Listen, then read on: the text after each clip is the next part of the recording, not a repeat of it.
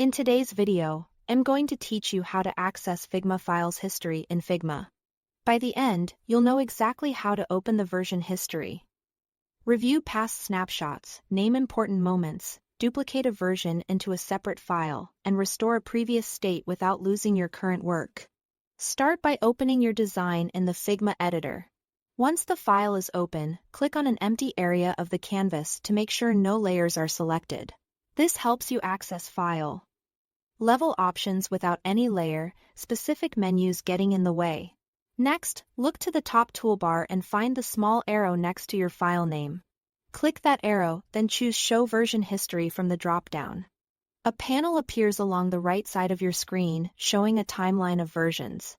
You'll see autosave checkpoints captured as you work, and any manually named versions you or your teammates have created. Think of this as a time machine for your project.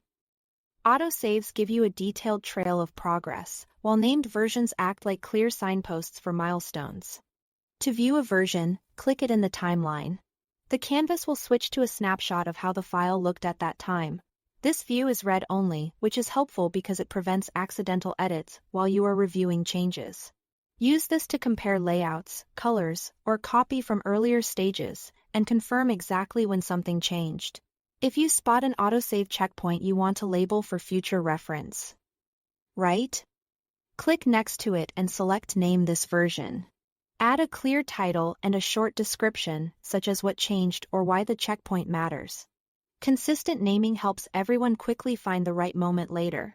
When you want to branch your work or preserve a milestone without touching the main file, duplicate a version from the timeline. This creates a brand new file starting from that specific point in history, which is perfect for exploring ideas, running experiments, or sharing a stable snapshot with stakeholders.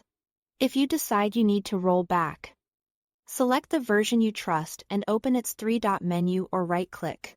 Choose Restore this version. Figma will replace the current state of the file with that snapshot.